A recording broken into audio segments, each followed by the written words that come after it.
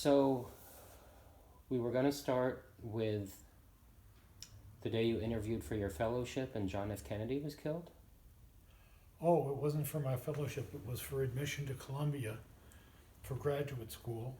And it was Friday of the Harvard-Yale football game. And Mom was at Barnard, and I came down to New York along with several other friends and their girlfriends, and we had a whole series of events planned in New York, and then we were going to the game on Saturday. And I went into the admissions office, and they invited me into a cubicle where I was talking to a guy who was interviewing me, and at one point somebody came and stuck their head around the corner and signaled like this to him, and he said, "Excuse me," and got up and left. And I waited, and after about 10 minutes, I got up and went to the back where all these people were sitting around a TV set and said, "The president's just been killed."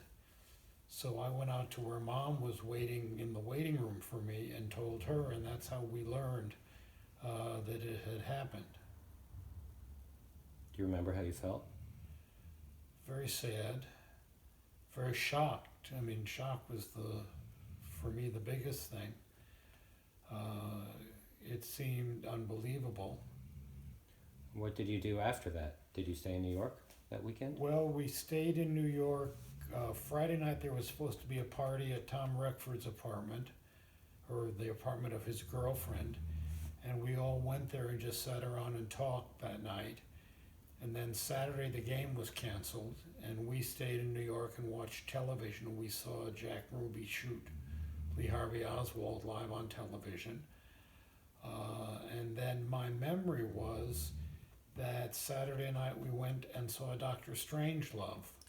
I remember you telling me that. But it hadn't opened then, according to the official records. It opened after that night. But I remember it being really kind of strange that most of the movie theaters were closed, and the one that was open was on Lexington Avenue and was a multiplex showing Dr. Strangelove. And then Sunday I went back to Boston. How long had you been dating Mom at that time? Roughly? Well, this was November, and we had started dating in September. Oh, so it was brand new. Right. Huh. But you were already considering moving to New York. You guys were hitting it off. Did I tell you about the senior tutor? And so Yeah. That's why I was considering going to Columbia. You know, Mom was a part of that. Right. But it meant a chance for a fellowship and a good school and Mom. And can you tell again the story of how you got set up with Mom on a blind date? There was a new master at Lowell House, and I was one of two people invited to come back early to help sort of brief the master on what was going on at the house. So I ended up back at school a week before school opened. And the other person who came back was Barry Dunlop. And I remember asking him if he knew any girls, because I was there a week and I wanted to have a date. And he said he didn't, but maybe his little sister did. And his little sister was 2 years younger than he was.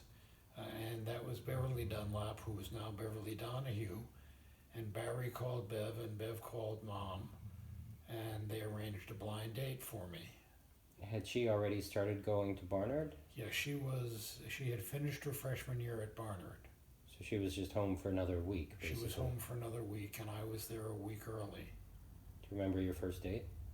I remember I took the bus out to Belmont, and I don't remember whether her father drove us back in or not, or we took the bus back in. And we saw